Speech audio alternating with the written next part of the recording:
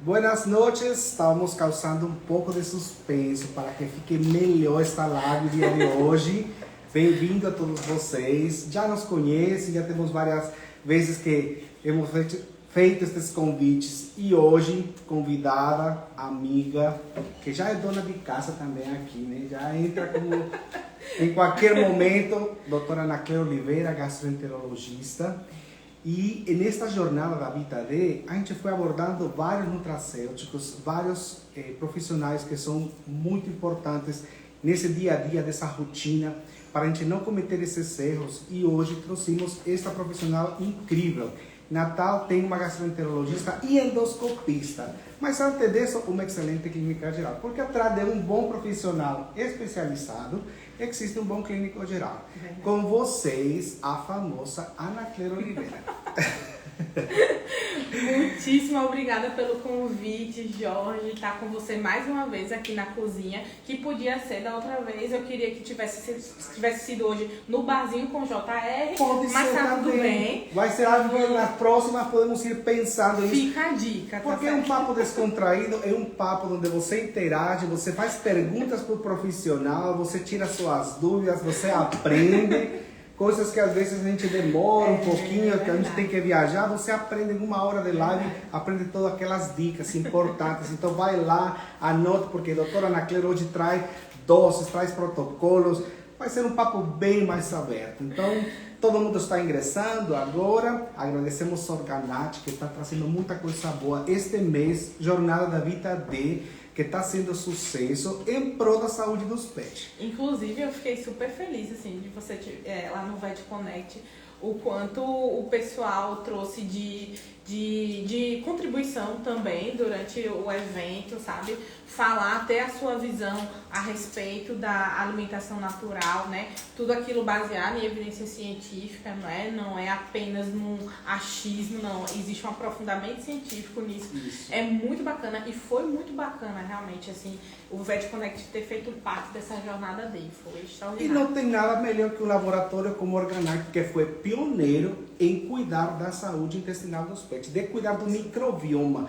Algo que antes escutava, né, que os probióticos ficavam todo meio vago, mas agora não. É muito enriquecedor saber que a maioria de nutracêuticos, a maioria de produtos da Organac tem esses probióticos que servem para essa modulação intestinal. Olha, e sendo bem honesto, assim, resgatando ali da minha época da graduação, eu lembro que uma das empresas, né, que mais, desde o início, assim, da minha graduação, que sempre se dispôs a estar dentro, inclusive, da própria universidade, já trazendo para aqueles universitários a importância dos nutracêuticos, a importância de vários, da gama imensa que a Organact traz.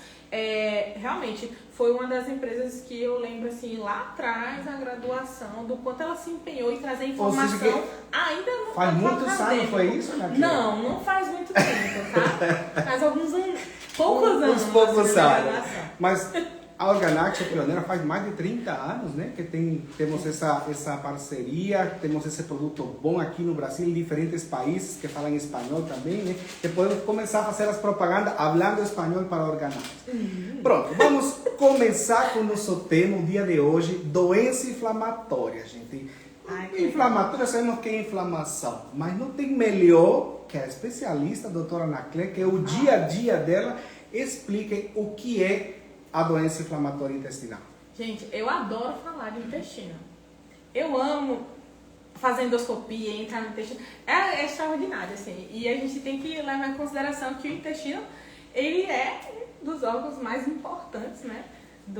Segundo cérebro, conhecido como segundo cérebro. Também, segundo cérebro. 70% da imunidade está no intestino. Isso que é tão importante, inclusive na medicina humana, se eu não me engano, existe algo relacionado à saúde intestinal também com distúrbios psiquiátricos, com algumas coisas desse tipo. Então eu não vou me aprofundar muito nisso, mas assim, para você ver a relevância, a importância da saúde intestinal, né? Então assim, a gente pode extrapolar isso para o universo, né, dos pequenos animais, que é a nossa área, de trazer essa importância, né, da saúde intestinal, de fato. E não estamos longe, porque isso mesmo que você fala para problemas de depressão, problemas tudo isso, também vai vir na medicina veterinária. E o consultório JR vai ter para você essa novidade. Novidade que eu não estou sabendo. Nossa, vai que ter legal. novidade. O consultório JR prescreve biomamps, que vocês já vão saber o que significa. Mas aqui, o dia de hoje, o papo é com ela mesmo. Mas vamos falar, né? Intestino. Então todo mundo quer saber, né? O que é a doença inflamatória intestinal crônica? Primeira coisa que a gente tem que levar em consideração é entender o que é uma doença crônica, tá? Então, o paciente chegar no consultório com diarreia não quer dizer que ele é um paciente crônico. É importante que a gente determine o tempo, né, dessa sintomatologia. Então, a gente considera aí um período médio em torno de 3 semanas, pelo menos, para aquele paciente que persiste no sintoma clínico, né?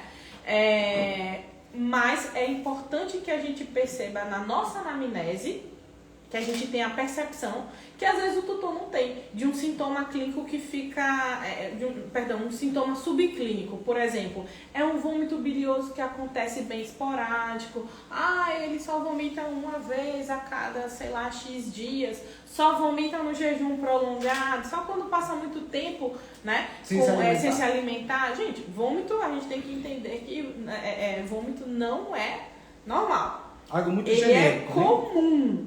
Mas não é normal, a gente não pode normalizar os episódios de vômito, né? E vômito é um dos sintomas da doença inflamatória.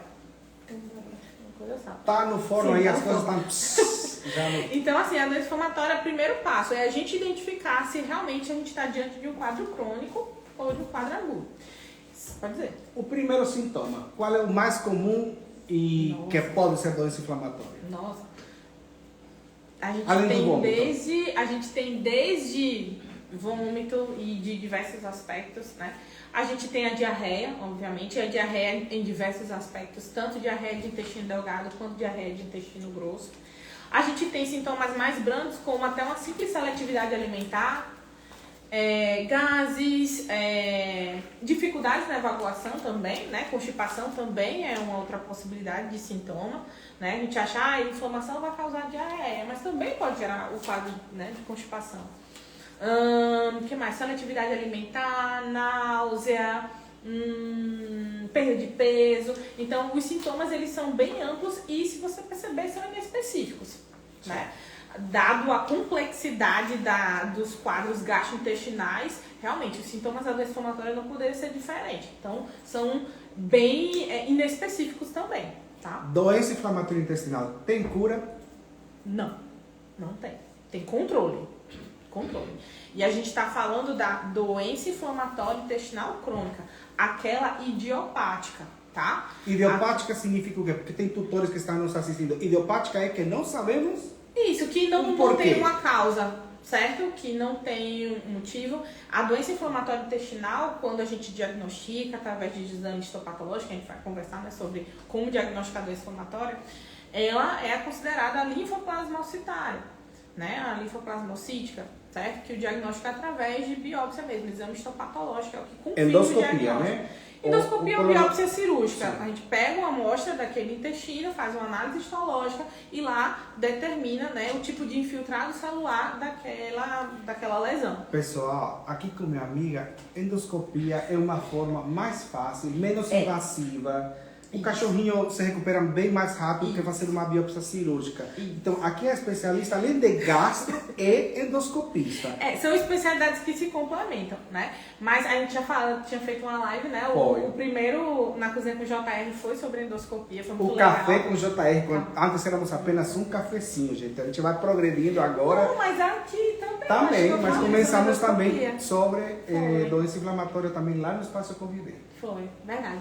Mas enfim, a endoscopia ela surge como uma ferramenta, né, um exame complementar que ajuda a gente a direcionar o nosso diagnóstico, fazer a avaliação intraluminal dos órgãos digestivos, né, no estômago, esôfago, estômago, intestino delgado, cólon. Então, a gente tem uma ferramenta para um procedimento minimamente invasivo, né, e que não requer um pós-operatório, enfim, como uma biópsia cirúrgica. Mas não quer dizer que, em alguns casos de suspeita de doença inflamatória, a gente não requer a biópsia cirúrgica. Sim, existem casos em que a gente solicita, a gente abre mão de se fazer a endoscopia para partir para uma abordagem cirúrgica, com certeza, tá?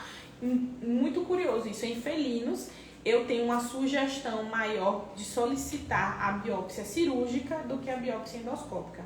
Porque pelo fato de abrir, de ver os órgãos, ver todo, fazer uma laparotomia e dar uma olhadinha, ver que está tudo no canto certo. É por causa disso? Não, na verdade é porque para o diagnóstico da doença inflamatória intestinal crônica em felinos e do linfoma, eles são muito parecidinhos. Então, na biópsia endoscópica, a gente tem obviamente são equipamentos mais delicados, são amostras um pouco mais superficiais. Então, para que o patologista lá na análise histológica ele consiga ter uma maior precisão de diferenciação diagnóstica da doença inflamatória para o linfoma em felinos, a gente tem uma tendência a sugerir. Mas não quer dizer que a endoscopia, a biópsia endoscópica também não possa diagnosticar linfoma. Eu imagino que possa ser que precisa de todas as camadas da mucosa para poder avaliar. Acaba sendo uma análise melhor. mais completa se a gente for fazer uma análise com um corte maior do que a amostra da biópsia endoscópica. Certo. Vamos falar agora desse sintoma comum, a diarreia. Que eu venho assim, meio que brigando. Não, peraí, eu nem falei, eu não disse ainda o que danado é a doença inflamatória intestinal crônica. Então, o que é a doença A doença inflamatória inflamatória intestinal crônica é uma desordem crônica, como diz o nome, né? Mas é um processo que acontece em pacientes que têm uma sintomatologia que vai desde sintomas superiores, como vômito, enfim, a sinais mais posteriores, como diarreia, tá? É uma doença que não tem cura, é uma doença que existe tratamento, né? Existe o controle, né? Está correlacionado com sintomas em outros órgãos, pode estar correlacionado com sintomas em outros órgãos. E ela é descrita como uma desordem idiopática. O diagnóstico dela é clínico, não é um diagnóstico ultrassonográfico, isso é muito importante se falar. Ou seja, ultrassonografia não pode dizer que doença inflamatória intestinal crônica não é certo dar o diagnóstico só com ultrassonografia. Eu falo muito para os meus estagiários que o diagnóstico da doença inflamatória, né, ele é clínico. A gente precisa juntar as peças do quebra-cabeça, como tu falou. Antes de qualquer especialidade, nós somos clínicos. Então, quem faz a junção das peças do quebra-cabeça somos nós, para realmente encontrar o diagnóstico, tá? E aí eu retorno para a necessidade dos exames complementares, porque a ultrassonografia é uma ferramenta muito importante para esse diagnóstico, de fato. Ele pode dimensionar para a gente, estadiar a doença, ele vai descrever para a gente repercussão em outros órgãos, como eu falei, baço, pâncreas, fígado, enfim, a depender do grau, né, do estadiamento, uma doença mais grave ou não.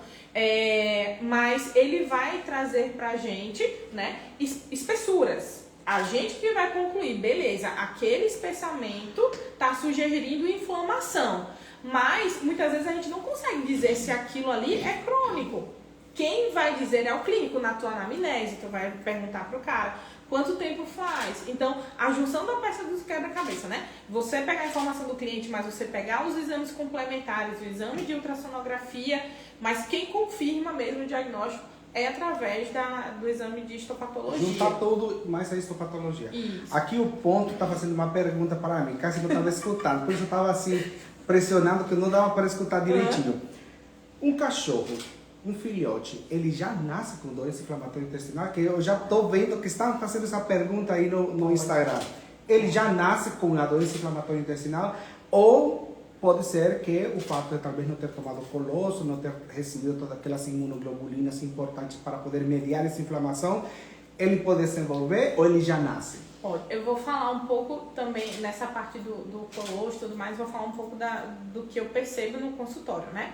Sim, eu percebo que os pacientes que realmente não tiveram, né, o contato com o colosso, não tiveram a oportunidade, né, dos seus primeiros dias, eles têm uma tendência, sim, a ter processos, não posso dizer só inflamatórios, mas, enfim, outras desordens, como se fosse um paciente mais sensível, gastrointestinalmente falando. Mas com relação a sua pergunta, se existe realmente um diagnóstico precoce, se o animal pode vir, né, já de fábrica, né, com a doença, Pode, eu já tive diagnósticos muito precoces mesmo, sabe? E pacientes com desordens até um pouco mais graves, como por exemplo a linfangiectasia, né? A linfangiectasia, o que é a linfangiectasia? A linfangiectasia é uma dilatação dos ductos linfáticos do intestino. Alguns pacientes que têm esse diagnóstico muito jovem, a gente supõe que realmente algo congênito aconteceu ali para aquele paciente nascer daquela forma, né, e já manifestar tão precocemente os sintomas. Então, sim, a gente pode trazer um pouco dessa carga genética para esses pacientes tão precoces. E não é incomum, não. Pelo contrário, é muito comum a gente diagnosticar em pacientes com meses. Existem raças que eu percebo que são mais comuns no nosso consultório. Quais? O povo quer saber. Está escutando aqui que o povo quer saber quais são essas raças. Disparado. Cachorro modelo da gastroenterologia, a gente tem o Yorkshire. Sim. A gente tem os Spitz, os Shih Tzus, os Lhasas, os Persas.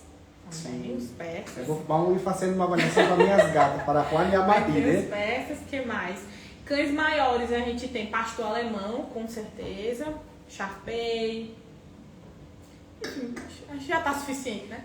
Já é bastante raça assim, que a gente tem contato. Mas disparado, a maioria dos meus atendimentos hoje de Yorkshire, Spitz e Shih Tzu. Então, já falamos de linfangiectasia, já falamos de alguns tipos de exame, do histopatológico, conjunto clínico, ultrassonografia, para poder chegar a um diagnóstico de doença inflamatória intestinal, que não tem cura, mas tem tratamento. Você escutou? Foi? Não. Ah, sim, pode falar. Pegou pergunta da galera. O que é que tu acha? Tu acha que um paciente com uma inflamação, né, que vem com um histórico de um sintoma de inflamação, uma diarreia qualquer, tu de cara já vai suspeitar que o paciente tem a doença inflamatória? Não. Primeiro o básico, né? O básico do mais básico. Cobra parasitológico de fezes. Top. Era isso mesmo. Tipo assim, às vezes a gente vai muito naquela suspeita, né, mais complicada, mais complexa, e a gente esquece do diagnóstico do básico, uma enteropatia parasitária. Com um laboratório de confiança, 3 exames seguidos, né, com intervalo de 2 a 3 dias, e primeiro descartar vermes. E o que você acha? Agora eu tenho outra pergunta aqui que eu puxei do mesmo jeito que você puxou. O que você acha desse vermífugo preventivo que fazemos um mês que a gente aprendeu na faculdade, né, que a gente tem que fazer cada 2 meses, cada mês? O que você acha de tudo isso? Tá ficando bom agora a live, viu? Porque a doutora Anacleia já tá precisando de um raciocínio aí. Amigo, vermífugo não é preventivo. Vermífugo, repita de novo, doutora Anacleia. Vermífugo não é preventivo. Não é. Por quê? Muito, como é que eu posso dizer? Essa informação é muito real. A gente vê quase todos os dias no consultório. É aquele tutor que vermifuga cada 3 meses, é aquele tutor que faz vacina de giardia e mesmo assim o animal está parasitado. Ele tá certo fazer vacina de giardia, doutora Anacleia? É complicado, né? Então, vamos ver um pouquinho. Só um pouquinho. Vamos lá. Então, vou repetir de novo. É bom fazer vacina de raiva, Anacleia? Porque, ó, eu não faço. Faz muitos anos que eu não faço. Tá, já faz um Mas tempo é muito legal quando um colega e um especialista vem e diz, e não em nenhum momento que estamos sendo pagos para não fazer, não. Em prol da saúde do nosso pet. Isso. Assim, já faz um bom tempo que realmente eu também não faço a vacina de giardia. Mas porque realmente eu pego muito paciente crônico. A maioria deles tem doença inflamatória intestinal crônica. Como eu disse, é uma doença, é um distúrbio imunomediado. Então, a gente sobrecarregar, hipervacinar um paciente, eu posso estar gerando mais sintomatologia clínica, mais resposta imunológica, mais resposta imunomediada e mais dificuldade no controle sintomático. Então, a Sociedade Brasileira de Gastroenterologia Veterinária, ela já desaconselha o uso, né, da vacina contra giardia. E a gente percebe isso na minha rotina, né, já desaconselhando, né, e a gente acaba passando isso, né, nos nossos atendimentos de clínica geral, falando sobre a conscientização do tutor. Eu deixo ele muito à vontade para que, se ele quiser realizar a vacina, ok, mas desde que esteja ciente que o paciente, entende? Assim, eu acho que trazer informação para que ele decida, eu acho que hoje para mim é o caminho. Mas quando eu já tenho um paciente com diagnóstico de doença inflamatória intestinal, eu já digo assim, tu não vai vacinar não, né? Eu já sou meio assim, porque eu sei que isso vai dificultar também o meu trabalho. Se eu já tô por trás tentando controlar a doença inflamatória e o tutor, ele tá querendo, né, fazer a vacina, então eu sempre tento trazer a ele a reflexão. Tu acha que vale a pena? Acabamos de controlar seu paciente. Acha que vale a pena a gente suspender o tratamento para fazer uma vacina? Então, assim, eu deixo ele muito à vontade, mas ciente de que aquela vacina não vai estar imunizando o animal 100%. Mesmo assim, ele ainda pode ter a doença. Certo. E o que eu acho pior, João, é que a gente tem as resistências, né? Hoje, antes a gente tratava giardia com coisas mais simples, com doses menores. Hoje a gente já percebe uma resistência bem maior, a gente já precisa fazer protocolos mais, com um período mais prolongado, às vezes escalonar, né, tratamento com outros antiparasitários. Então, assim, é complicado. E é muito bom pensar. O ambiente, né, Ana Cleia? Sim. Porque eu já tive paciente que teve um recidiva, vamos fazer um parênteses, com giardia, né, protozoários. Limpar a cama do cachorro, secar no sol, lavar a bundinha dele. Isso, a gente esquece que a giardia, né, os ovos de parasitas de forma geral, podem estar contaminando o ambiente. Então, tem sim. E se temos crianças dentro de casa? Pior ainda, né? É. Pior ainda. Porque o neném fica brincando com o cachorro, aí vem roupa, sofá, aí vem cama. mais uma pequena crítica a respeito da vacina. Se a vacina tende a abrandar os sintomas e o meu paciente fica assintomático ou subclínico, eu não vou conseguir ter a oportunidade de diagnosticar. Esse paciente vai estar continuando contaminando o ambiente, contaminando meu filho. Então, assim, mais uma vez, não digo não faça, mas eu oriento, né, a respeito dos prós e contras daquela vacina, entende? Perfeito. Também vamos agora falar o quê? Diarreias. Vamos lá para as diarreias, né? Diarreia. Já falamos se o paciente que tem diarreia, isso tem a ver com doença inflamatória intestinal? Tem, é um dos sintomas, mas não quer dizer que toda diarreia é a doença inflamatória intestinal crônica. Mas já falamos que primeiramente o estadiamento, fazer o coproparasitológico de fezes. É o mais simples, né? A gente chega, né, primeiro paciente, principalmente se é um paciente muito jovem, né? A gente já faz o coproparasitológico seriado, né? De preferência, se for possível, o maior número de técnicas possíveis, né? Faust, Willis, Hoffman, exame direto, seja lá qual for. E a gente fazer essa análise seriada, tá? Dando negativo, a gente vai escalonar. Aquele paciente merece uma substituição de dieta? É possível fazer uma substituição de dieta? Aquele paciente, através dos exames, né? Os exames eles servem para estadiar a doença, né? Aquele paciente nos permite fazer uma abordagem de substituição de dieta. Qual é a dieta que a gente vai escolher? É a alimentação natural? É uma alimentação comercial? É uma ração? Qual a ração? É um catatal de ração. Todo mundo fica doido.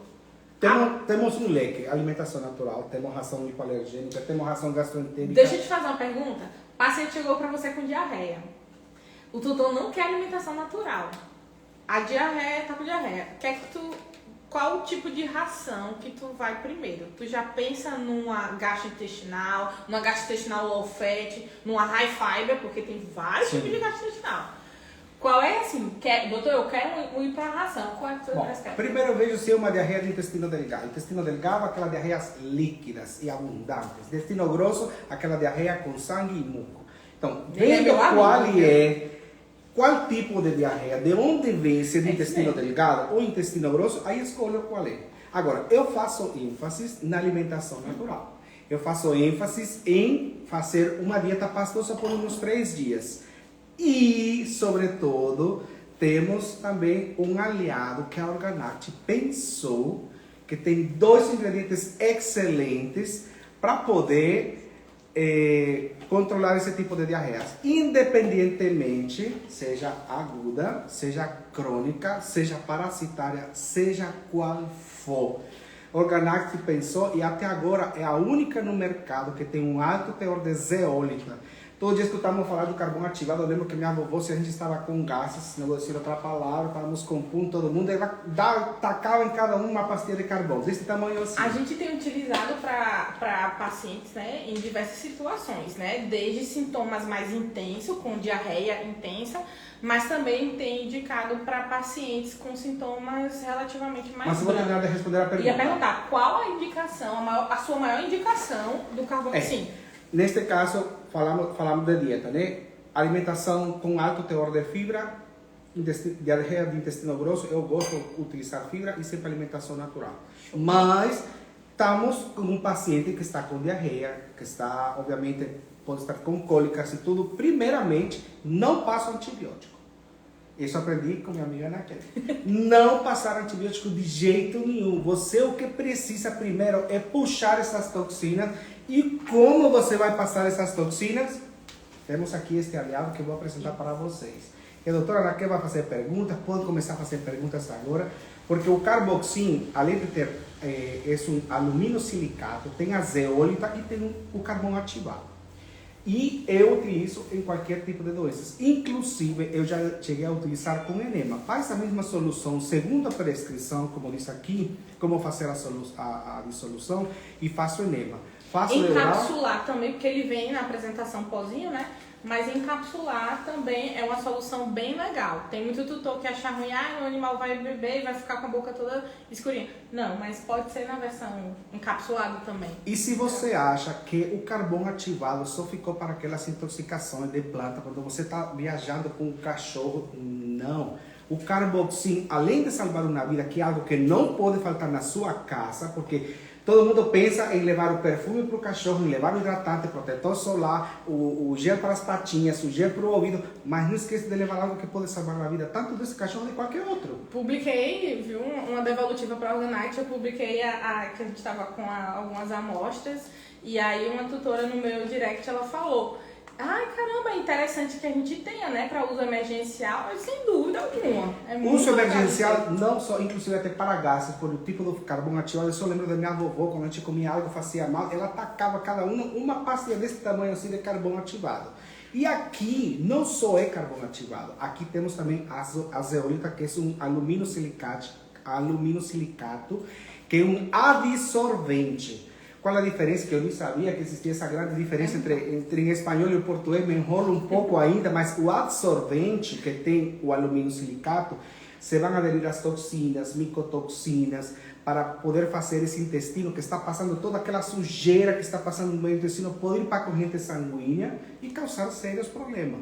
Então, o primeiro que podemos fazer, não sei se você concorda, né? Tá aqui a especialista, isso é algo que eu faço no meu consultório, mas estamos aqui com o especialista para poder tirar as dúvidas, para poder saber que este é um produto excelente, que está no alcance de todo mundo, qualquer pessoa, é algo muito barato, e o benefício que vai trazer, mais que poder dar qualquer antibiótico para um paciente que tem diarreia. Ele como adjuvante, né, no tratamento ou até mesmo nas complicações que a gente tem da doença inflamatória, ele é muito bem-vindo, tá?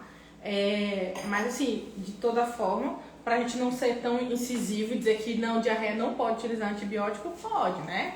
Mas claro, com critério. Isso, né? isso seria importantíssimo ver aqui que temos estudantes de veterinária, veterinários, colegas que estão vendo o que poderia me levar, quando que tenho que decidir optar por um antibiótico. Quando a gente está suspeitando de alguma gastroenteropatia que seja responsiva ao antibiótico, por exemplo, uma disbiose. Muitas vezes eu não tenho muito escolha para fazer. Eu preciso realmente fazer um controle daquela microbiota, né? E tentar estabilizar o paciente. Infelizmente, a gente tem essas situações, sim, que podem acontecer. Por exemplo, não se trata da doença inflamatória em si, mas, por exemplo, o paciente que tem insuficiência pancreática exócrina, saindo um pouco do universo da doença inflamatória, mas os pacientes com insuficiência pancreática, volta e meia, a gente precisa fazer uso de um antibiótico. Quem faria o papel de controle da microbiota seria o suco pancreático. né? A enzima digestiva, a enzima pancreática, só que esse paciente com insuficiência pancreática não produz. Então, aquele controle de microbiota intestinal acaba sendo prejudicado. E volta e meia, sim, este tipo de paciente pode precisar, tá? Ele vem com a diarreia, mas a gente acaba precisando lançar mão, sim, de um antibiótico. A gente tem que ter, na verdade, muito critério, né? E não utilizar de uma forma desenfreada, enfim. Mas existem, sim, pacientes que têm gastroenteropatias que respondem exclusivamente a antibiótico. É um tutor, é um tipo de paciente, né, que vai ter um tutor que tem que estar muito ciente de que assim a gente pode ter resistência antimicrobiana. Então é um caso em que, graças a Deus, pegam poucos, né, dessa situação, mas ele tem que ter um nível de conversa muito franco, sabe? De entender, ó, seu paciente responde ao antibiótico, beleza. Então, olha, as consequências do que pode acontecer é X, Y, Z. Estando ciente, Perfeito. O combinado não sai caro. Cada colega vai preparando essas perguntas, viu? Aproveite que esta mulher tem poucos minutos aqui em nossa live.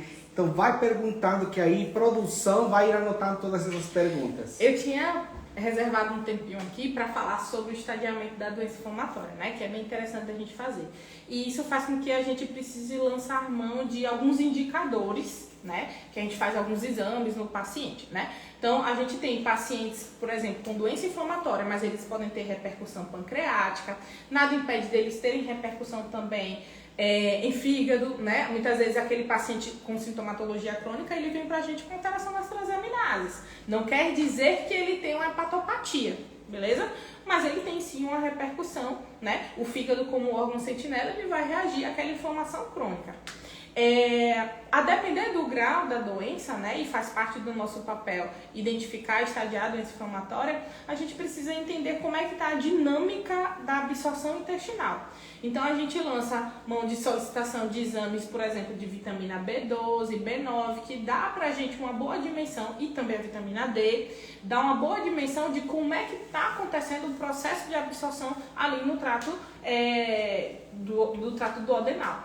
Então, é interessante, infelizmente são exames que ainda são um pouco mais custosos, mas pra gente que precisa muitas vezes suplementar uma vitamina de tamanha importância, como as do complexo B, a D, a gente precisa ter esses parâmetros sim.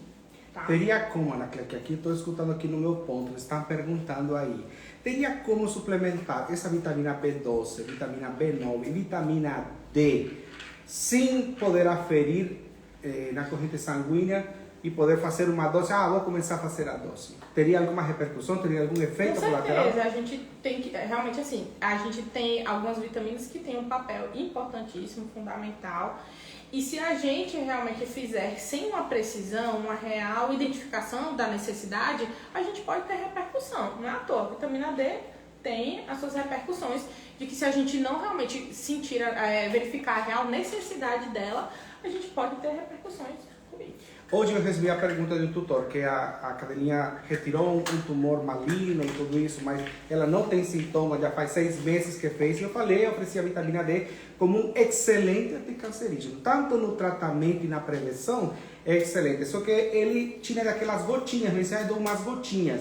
As gotinhas ficam resumidas a poucas unidades internacionais para atingir um nível que a gente quer bacana para manter no paciente. Isso. Por isso, mais uma vez, a Organact, pensando na saúde do PET, trouxe vitamina D da Organact com 1000 unidades internacionais por comprimido, mas é importante fazer o análise, fazer esse exame.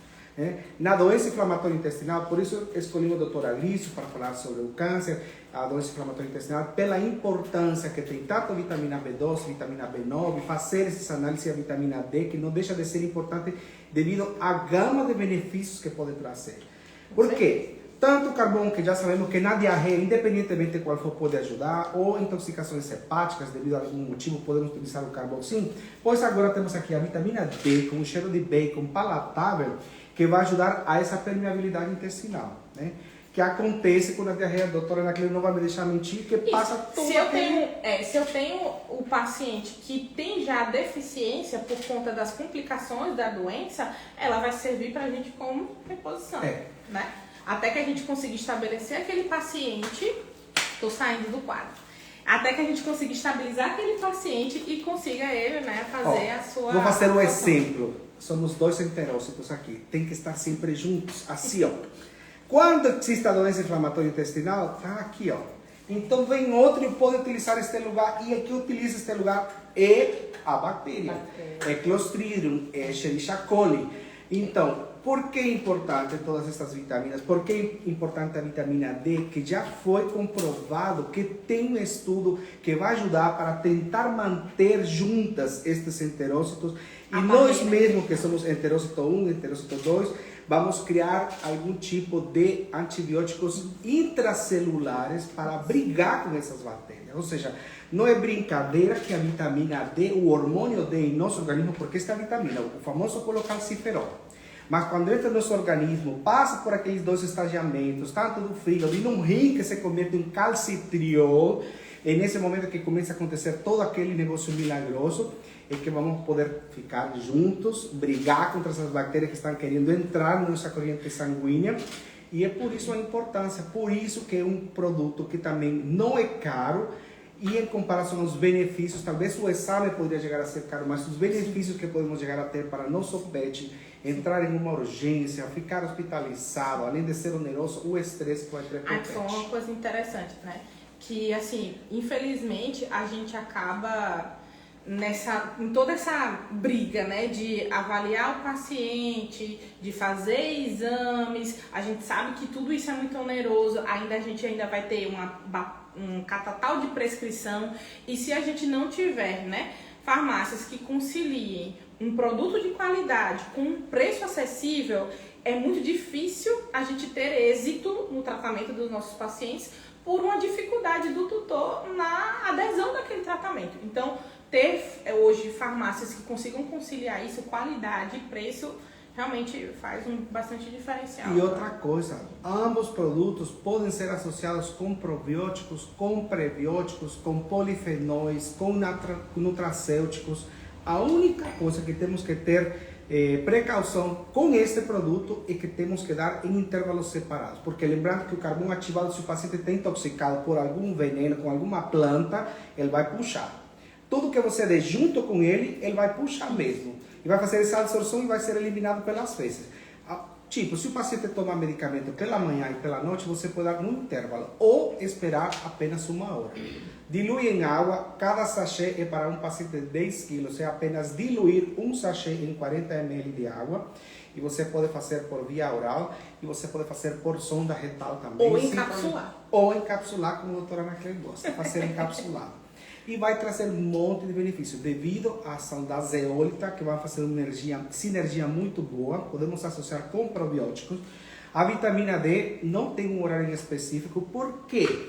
Porque nós vamos para a praia, ficamos bronzeados, sintetizamos vitamina D. Infelizmente... Pelo amor de Deus, ouçam! Nós temos o sol. Nós temos o sol.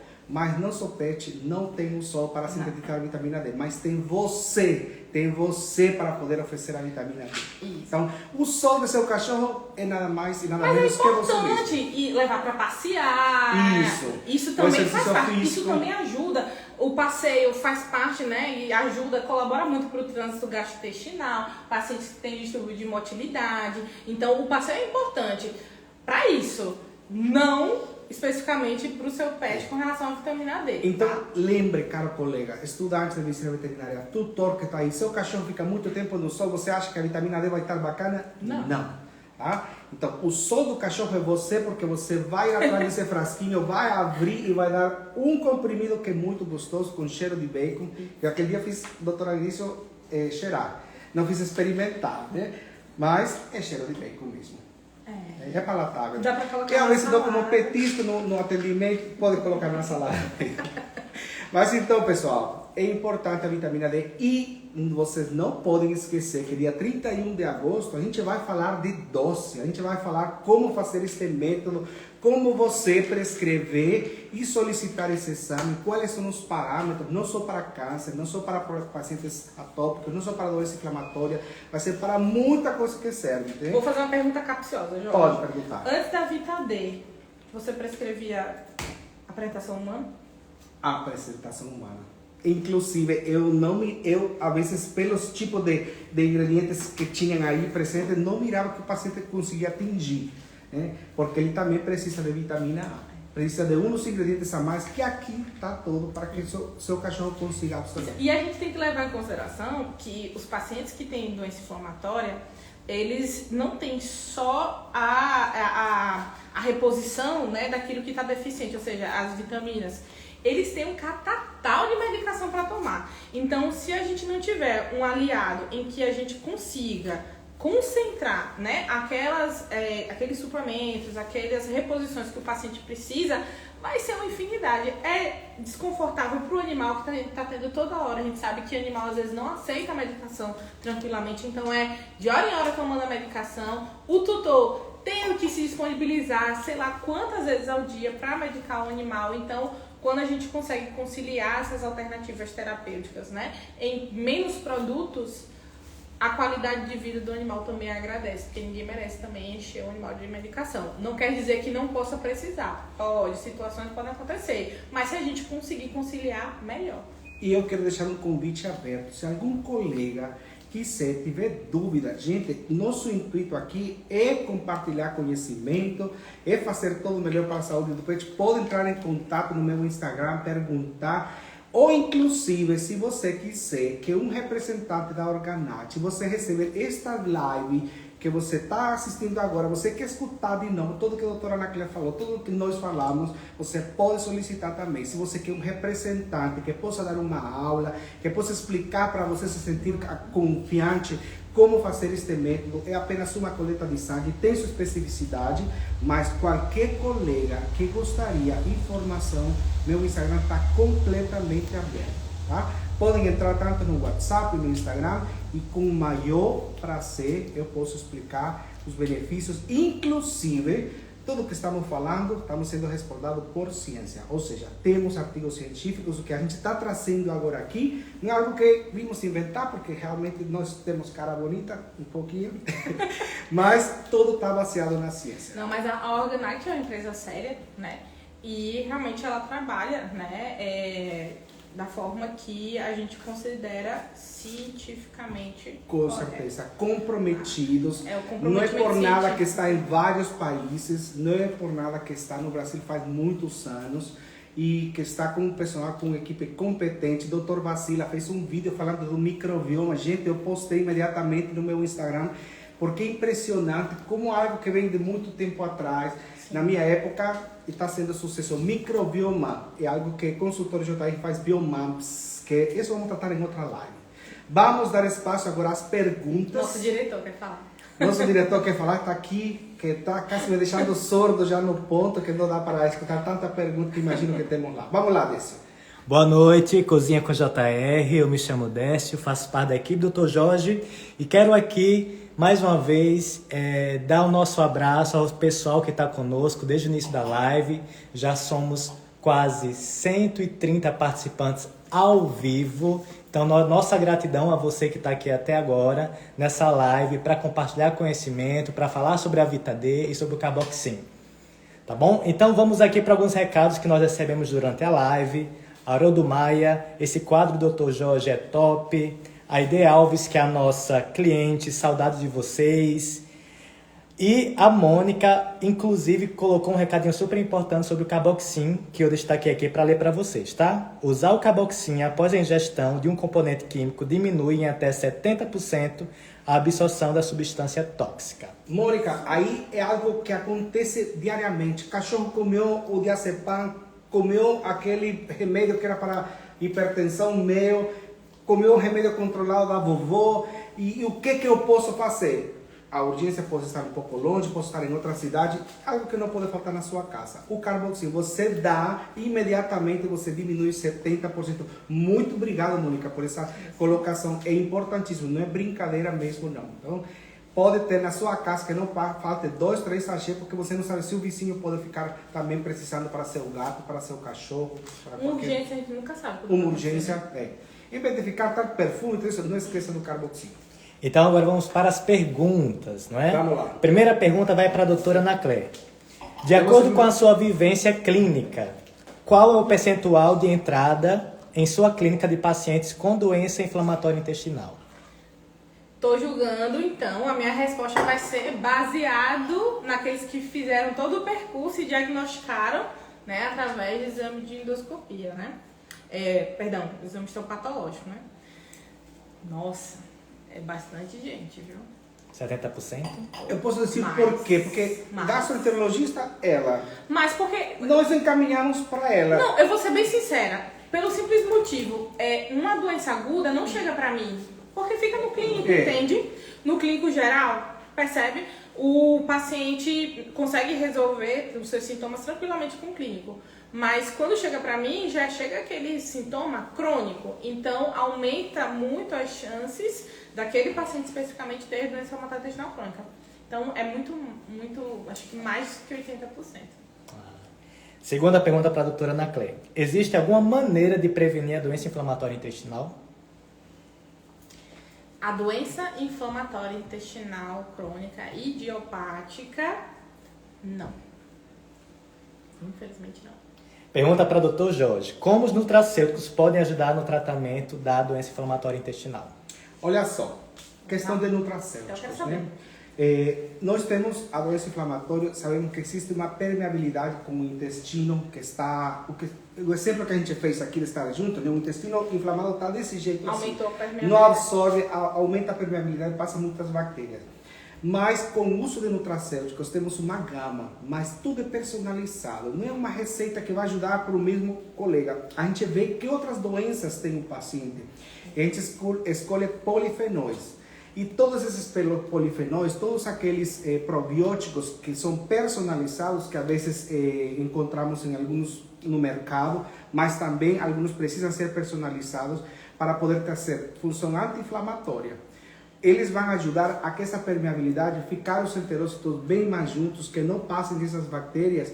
E tem no mercado também.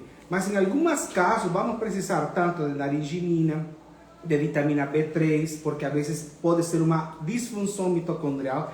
Essa mitocôndria está oxidada, vai causar alguma dor de cabeça, uma reparação bem mais lenta, e você utilizando o nutracêutico, você pode chegar a ajudar a diminuir e desligar alguns tipos de genes que causam inflamação. Próxima deixa eu interromper. Pode. Mas é muito legal tu falar isso, porque às vezes acontece da gente, do tutor, ele suplementar de uma maneira equivocada. E aí surge a necessidade, muitas vezes, a gente tem na alimentação natural a necessidade de suplementação. Então surge a necessidade real de um profissional que guie aquela prescrição.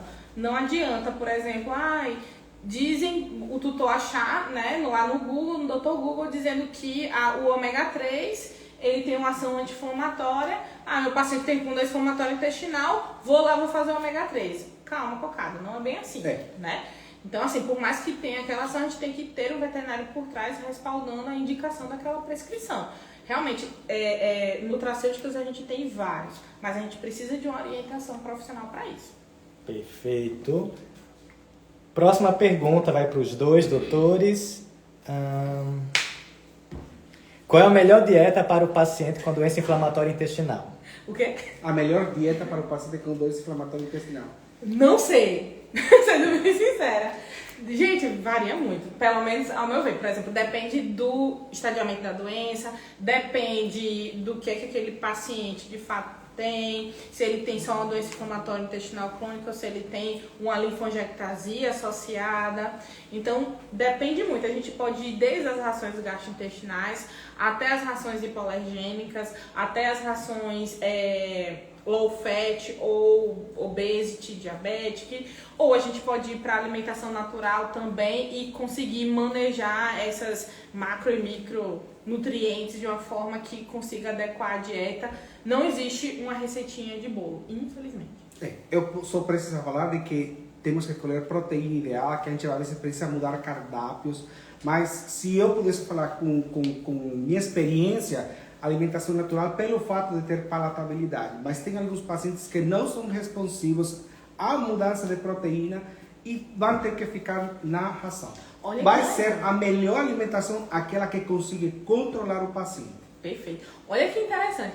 Um caso recente não, um caso que eu já diagnostiquei ano passado e já acompanho que faz alimentação natural. A tutora chegou pra mim e disse assim, ó, doutora, não tem nada mais que ele consiga comer que não traga coisa ruim. O problema, ela falou desse jeito, se ela estiver assistindo a live, socorro. É você... Não, da tutora não é socorro, mas socorro, é você mesmo. Enfim, aí a tutora chegou e falou pra mim o seguinte, Ana, tudo que ele come dá errado, tudo que ele come passa mal. Com essa fala, tu acha que o problema é a comida? Entenda, o paciente tem diagnóstico de doença inflamatória intestinal crônica e idiopática. Tu acha bem que é a dieta? Não é, o problema é a doença. Esse paciente está com a doença no nível de descontrole. Não, o problema não é a dieta. A dieta, ela segue como adjuvante da terapia, tá? Então, se esse paciente está em descontrole, o problema não é o alimento. Eu questiono muito quando chega esse tipo de fala no meu consultório. Não pode comer nada que passa mal. Ou, já chegou um paciente, um tutor que disse assim, doutora, ele só aceita, só dá certo, só fica bem se comer só batata. Mas também aí desbalancia, né? Não. Vamos lá, quero aproveitar você que está na live. Compartilhe o perfil do Dr. Jorge para que a gente possa continuar a compartilhar conhecimento. @JorgeMedVet. Vamos aumentar aí essa rede de apoio dentro do mercado pet, tá bom? Tenho 3 perguntas, tem que ser respondidas de forma sucinta, porque o nosso tempo está acabando. Não, a gente abre Tá a live de bom? novo. Primeira pergunta. O omeprazol é indicado no tratamento da doença inflamatória intestinal? Ele não é... beleza, que a gente não falou, tinha colocado aqui no final que era para falar sobre tratamento. Bem, o tratamento da doença inflamatória intestinal crônica é baseado através de imunomodulação.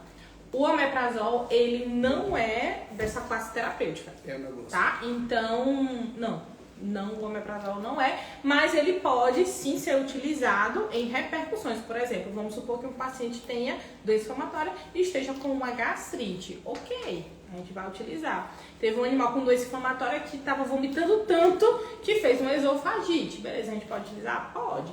Mas para tratamento e controle da doença inflamatória intestinal crônica e idiopática, não. Ele não é o tratamento de eleição, tá? É o tratamento imunomodulador mesmo. Dúvida do tutor. Ela observou que o cachorro dela tem vários episódios de vômito durante o mês. Isso pode ser um indício da doença inflamatória intestinal? Sim. Bem sucinta. Sim. Sim. Sim. Deixa eu ver se temos mais perguntas. Você disse que era pra ser sucinto, então eu respondi. Sim. É porque às vezes que o vômito é algo secundário.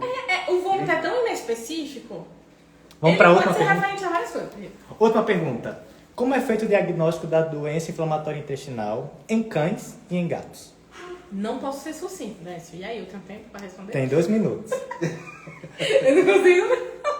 Eu tenho 2, eu preciso de 2 pra responder isso.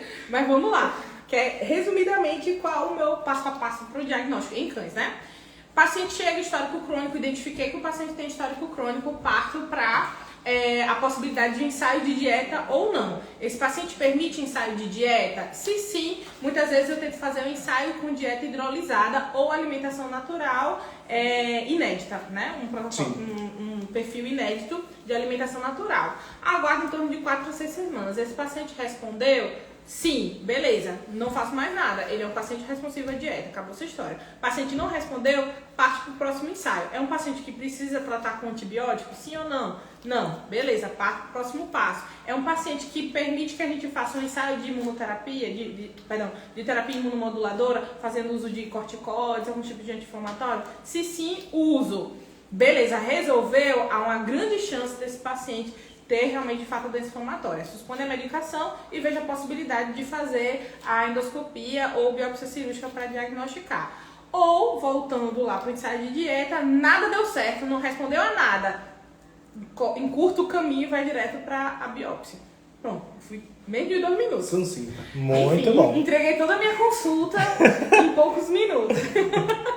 Muito bem. E doutor Jorge, quinta-feira a gente vai ter o quê na próxima? Quinta-feira, vocês não podem perder. 31 de agosto, 20 horas, vamos falar todo sobre a dosagem da vitamina D, sobre todos os benefícios que tem, tudo aquilo que acontece no organismo, baseado na ciência, com o respaldo da Organact, aquela empresa comprometida com a saúde do seu pet. Então, não perca. Colegas, vai ficar gravado e vamos ficar disponíveis pelo JR e também para vocês acessarem, pedir um vendedor que visite para você se assessorar muito bem e poder tratar esse paciente que tenho certeza que chega todos os dias aí a vocês. E quem vai estar presente, doutor Jorge, nessa live? Vai estar presente Mônica, que vem lá de Curitiba, Brasil. Curitiba. De Curitiba, vai estar aqui conosco. Vai ser um presente muito bom e vai ter outras surpresas também, mas vai ser só exclusivo para aqueles que vão estar presentes aqui no próximo 31 de agosto. Isso, doutor Jorge. Perca. Vamos ter a presença da Mônica, da Organac, que vem da Curitiba. Curitiba. Kaline, da diretora, Norte-Vet. proprietária da Norte-Vet, com um staff também dela que vai estar aqui batendo palmas. Mãe de gêmeos. Mãe de gêmeos também, então vai estar aqui muito alegre, gente. Esse dia eu não vou cozinhar, hoje não deu tempo, tenho aqui todos os ingredientes, mas vai ser só... E para falar do exame, quem vai estar aqui, doutor Jorge? Para falar do exame também, a doutora Janara Freitas vai estar aqui explicando a especificidade desse exame para você tirar dúvidas, como é, como envio, como faço chegar lá. Então você já pode ir se preparando, que essa live vai ser uma aula perfeita para você ficar super cheio desse conhecimento e super capacitado. Não precisa de fazer um curso. E nesta live você vai aprender tudo isso sobre a vida dele. Pode ficar tranquilo que nós nos comprometemos a trazer aquilo sucinto e aquilo que você precisa para dar essa saúde para seu pet. Chegou a hora de dar tchau, doutor Jorge. Ah, não. Pronto. Reiniciar a live. Vamos reiniciar a live, pessoal. Esse espaço é de vocês. Agradeço ao Organac, agradeço ao doutor Anaclé, agradeço ao Norte-Vet, nosso fotógrafo, Décio Santiago, que sempre está atrás de fazer roteiro, de fazer tudo isso. Muito obrigado, porque com todos vocês foi possível este pequeno espaço.